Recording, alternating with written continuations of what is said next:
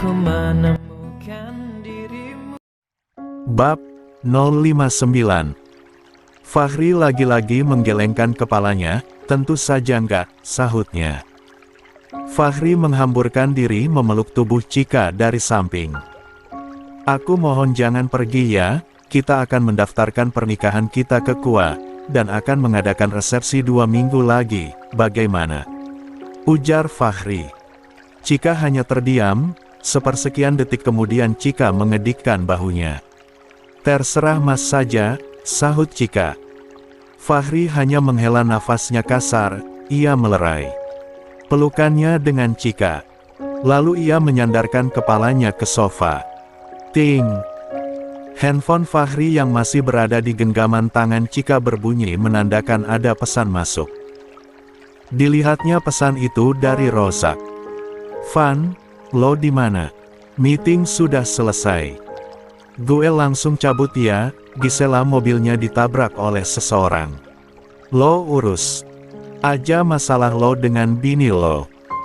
Semoga masalah lo dengan Bu Bos cepat selesai satu. Sayang, siapa yang mengirim Mas pesan? Tanya Fahri. Rozak, sahut Chika. Fahri pun membawa handphone miliknya yang tengah dipegang oleh Chika. Fahri membulatkan matanya sempurna saat membaca isi pesan dari Rozak. Jadi, Gisel gak bohong. Kalau dia beneran lagi dikejar oleh seseorang, dan sekarang mobilnya ditabrak, batin Fahri. Chika tersenyum pedih saat melihat raut wajah Fahri yang terlihat panik. Sepertinya keputusanku untuk pisah rumah dengan Mas Fahri sudah benar. Maafkan aku ya Allah, bukan maksud aku untuk menjadi istri durhaka. Tapi, aku sudah benar-benar kecewa dengan sikap suamiku, batin Chika. Fahri beranjak dari duduknya, Chika langsung saja menatap Fahri curiga. Mas, mau kemana? Apa Mas mau menyusul Rozak? Tanya Chika. Bukan, Mas mau ke atas kamar. Mas mau ngambil barang yang ada di kamar, sahut Fahri. Kamu tunggu di sini dulu ya, sebentar, ujar Fahri. Fahri pun melangkahkan kakinya menuju anak tangga untuk ke lantai atas. Setelah memastikan Fahri berada di lantai atas, Chika mengikuti Fahri dari belakang. Dilihatnya Fahri yang sedang duduk di atas sofa yang berada di lantai atas, dan Fahri sedang mencoba untuk menghubungi seseorang. Halo, Zak. Lo lagi di mana? Tanya Fahri. Oh, jadi mobil Gisel ditabrak dengan sengaja. Dan posisinya Gisel lagi sama nyokap lo di dalam mobil. Tanya Fahri lagi. Oh ya sudah, sekarang gue otu rumah sakit. Syukurlah kalau Gisel gak kenapa-napa, ujar Fahri. Chika yang mendengar ucapan Fahri hanya tersenyum getir. Dengan cepat Chika kembali lagi ke bawah. Terlihat Fahri yang datang dari arah tangga dengan tangan yang menentang jas kerjanya. Sayang, Mas pergi dulu ke kantor ya. Lalu, Mas nanti akan pergi ke rumah sakit, ujar Fahri. Untuk menemui Gisel di rumah sakit. Silahkan Mas, sahut Chika tersenyum. Hanya menjenguk saja, sayang. Lagi pula di rumah sakit ada ibunya Rozak, Mas hanya ingin menjenguk ibunya Rozak untuk menghormati beliau, seru Fahri. Chika hanya mengangguk, ia sungguh tidak mau berdebat dengan Fahri.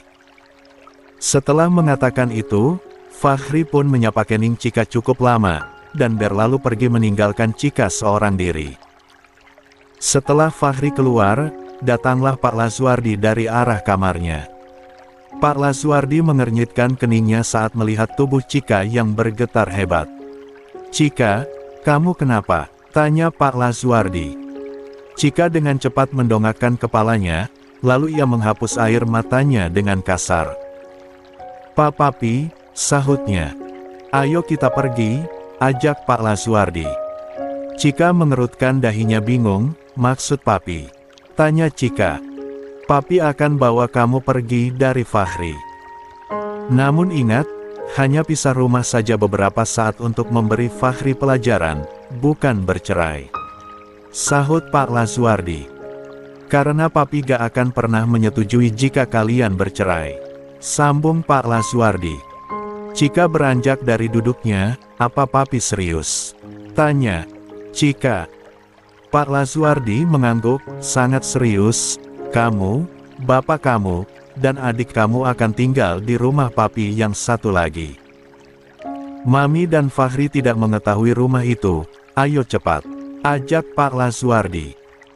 Cika langsung saja menyeret koper miliknya dan berlalu pergi keluar rumah guna menaiki mobil milik Pak Lazuardi. Setelah berada di dalam mobil, Cika hanya menatap lurus ke depan seraya membatin, "Mas, maafkan aku. Aku hanya mau lihat seberapa besarnya rasa cinta dan kasih sayangmu padaku. Maaf untuk sementara waktu jika kita harus berpisah, aku hanya mau menenangkan diri dulu. Semoga dengan perginya aku Mas bisa berubah."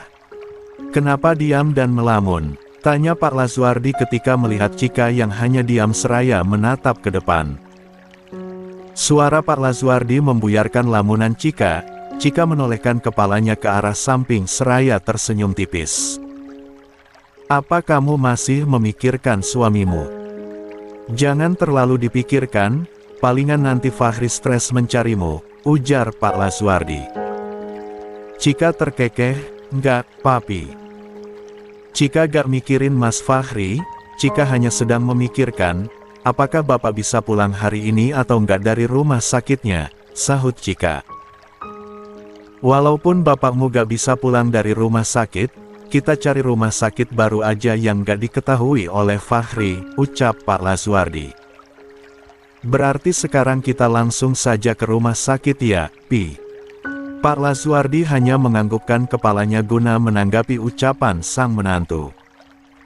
Pak Lazuardi terus saja memacu mobilnya, karena jalanan yang lengang, ia menambah kecepatan laju mobilnya agar segera sampai di rumah sakit. Tidak berselang lama, setelah menempuh perjalanan selama 20 menit lamanya, kini, Cika dan Pak Lazuardi telah sampai di rumah sakit tersebut. Mereka langsung saja memasuki rumah sakit itu untuk menuju ke ruang rawat. "Pak Gunawan." Ceklek. Pintu ruang rawat Pak Gunawan terbuka dari luar oleh Cika. Dilihatnya Aulia yang tengah menyuapi Pak Gunawan. "Makan." "Assalamualaikum, Bapak Al." "Kakak datang," ujar Cika ketika memasuki ruang rawat sang ayah. Pak Gunawan menolehkan kepalanya ke arah pintu, senyum Pak Gunawan terbit ketika melihat putri sulungnya datang. "Waalaikumsalam, Nak," sahut Pak Gunawan. Senyum Pak Gunawan semakin mengembang ketika melihat ada Pak Lazuardi yang tengah berdiri di belakang Cika seraya memainkan handphone. "Adi," panggil Pak Gunawan. Pak Lazuardi yang tengah memainkan handphone, seketika ia harus menghentikan aktivitasnya itu. Ia menyimpan kembali handphonenya ke dalam saku celananya. Pak Lazuardi mendongakkan kepalanya. Mata Pak Lazuardi membola ketika melihat teman lamanya yang tengah terbaring di atas bangsal rumah sakit. "Ya Allah, Guna. Kamu Guna, kan?" tanya Pak Lazuardi seraya berjalan mendekati Pak Gunawan. Pak Gunawan menganggukkan kepalanya. "Iya, Adi. Ini aku Gunawan," sahutnya. Pak Lazuardi langsung menghamburkan diri memeluk tubuh Pak Gunawan yang terlihat masih lemah itu. "Guna, kemana saja selama ini? Aku selalu mencarimu. Bahkan, aku selalu menanyakan tentangmu pada teman-teman SMA kita dulu," tanya Pak Lazuardi.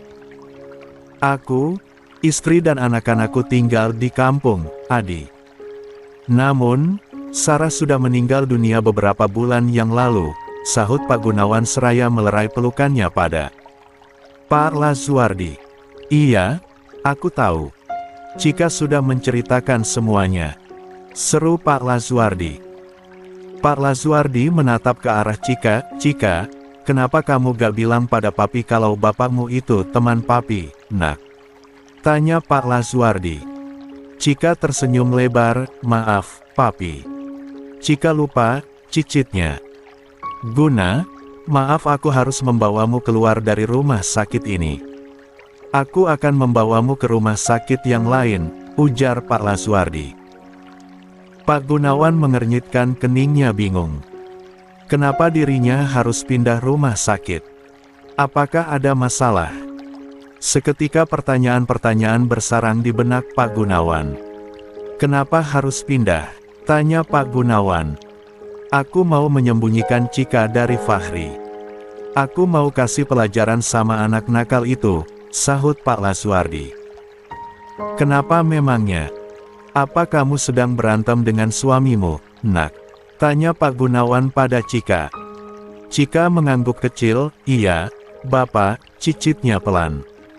Ini bukan salah Cika, tapi ini salah putraku. Makanya aku mau buat Fahri jera.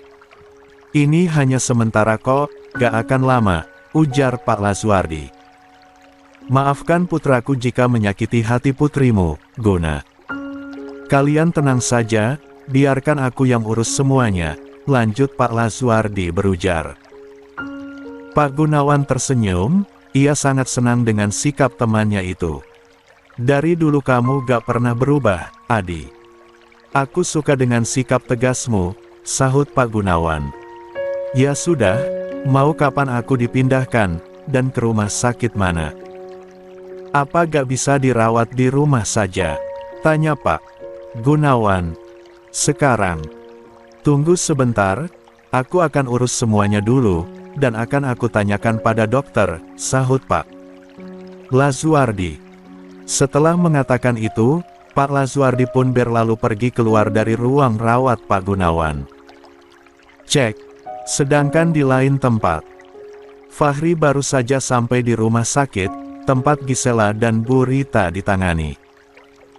Dari kejauhan, Fahri melihat Rozak yang tengah berjalan di koridor rumah sakit.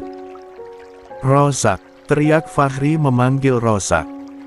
Rozak yang mendengar namanya dipanggil, seketika ia menghentikan langkahnya, ia mendongakkan kepalanya. Fahri, sahutnya. Rozak kembali melanjutkan langkahnya untuk mendekati Fahri. Kirain gue lo bohongan mau datang ke sini. Ternyata beneran. Gue kan udah bilang urus saja masalah lo dengan Cika, ujar Rozak. Gue cuman mau lihat Tante Rita, apa ibu lo baik-baik saja? Tanya Fahri. Rozak memicingkan matanya curiga, mau tengok mama gue, apa mau tengok Gisel? Tanya Rozak. Fahri berdecak kesal, cek. Gue gak ada urusan sama Gisel, gue cuman mau lihat Tante Rita, sahut Fahri. Rozak menyeret pelan tubuh Fahri untuk menuju taman rumah sakit. Setelah berada di taman rumah sakit, Rozak mendudukkan tubuh Fahri di salah satu bangku taman itu. Zak, apa-apaan sih lo? Kenapa lo bawa gue ke sini? Kesal Fahri. Diamlah, Fahridra.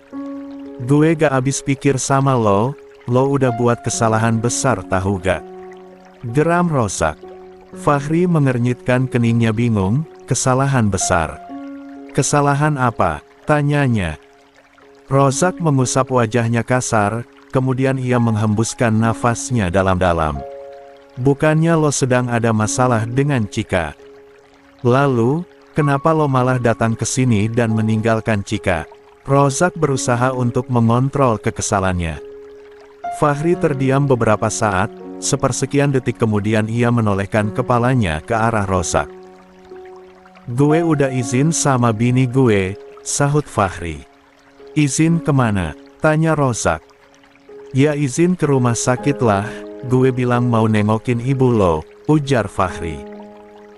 Rozak menghirup nafasnya dalam-dalam, lalu dihembuskannya dengan kasar. Bodoh. Masalah lo dengan Cika akan semakin rumit, bego. Lo bilang akan ke rumah sakit nengokin ibu gue, Cika gak akan percaya begitu saja. Karena apa? Ya karena di rumah sakit yang sama juga ada Gisel. Cika akan berpikiran yang macam-macam tentang lo. Memang di sini lo gak melakukan apapun dengan Gisel. Namun, tetap saja Cika akan menuduh lo yang enggak-enggak. Bukannya lo berantem sama Cika gara-gara Gisel. Ah, bodoh sekali dirimu Fahri. Seharusnya lo tadi ajak Cika juga ke sini. Geram Rosak.